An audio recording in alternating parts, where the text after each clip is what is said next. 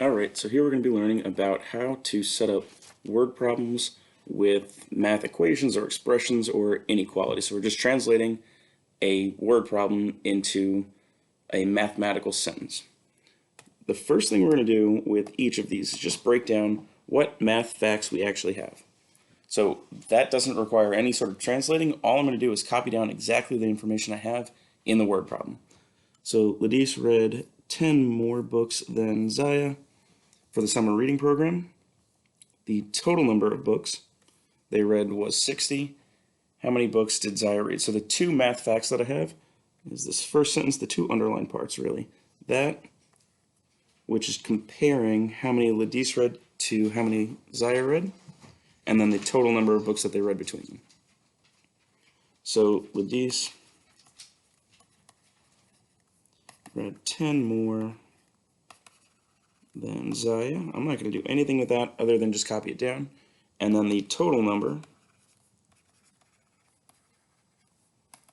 is 60.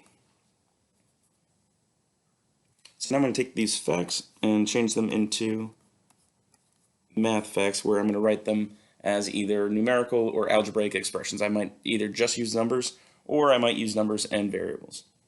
The first thing I'm going to do is actually identify if I do have any variables. Ladis, I don't know how many books she read. Zaya, same thing. I don't really know the number of books that they read.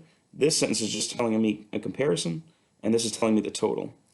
So I'm going to label Ladis as L. I'm going to say that's Ladis's books. And Zaya as Z. Because this sentence is actually comparing the two. It's saying Ladis read, her total was 10 more than Zaya. Ladis's books equals Zaya's plus 10.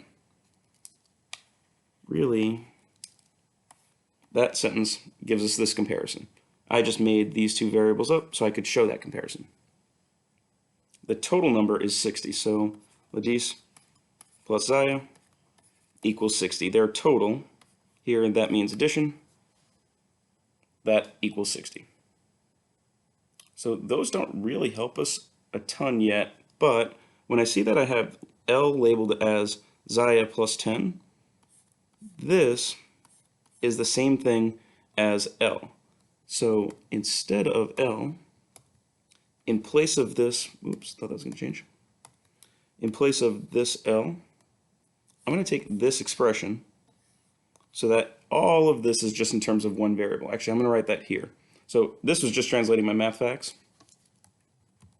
Now my next step is actually applying that so that I can solve for one of these variables. I'm going to take this expression and put it in place of that L. Z plus 10. So instead of that L, I have this because I know that those two are equal to each other. Plus now just the rest of that equation plus Z equals 60. Now that's an equation I can solve. That all has just one variable instead of having these two things I don't know. So I'm going to solve that by combining like terms. That's 2Z plus 10 equals 60. I'm going to subtract 10 on both sides. So now I'm just solving for this variable. I'm trying to get that Z by itself, so now I get 2Z equals 50.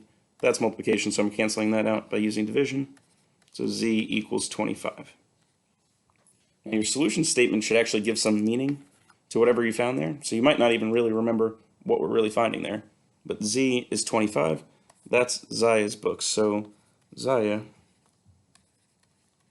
read 25 books. And that really is the solution statement because that's what the question's asking. It's saying, how many books did Zaya read?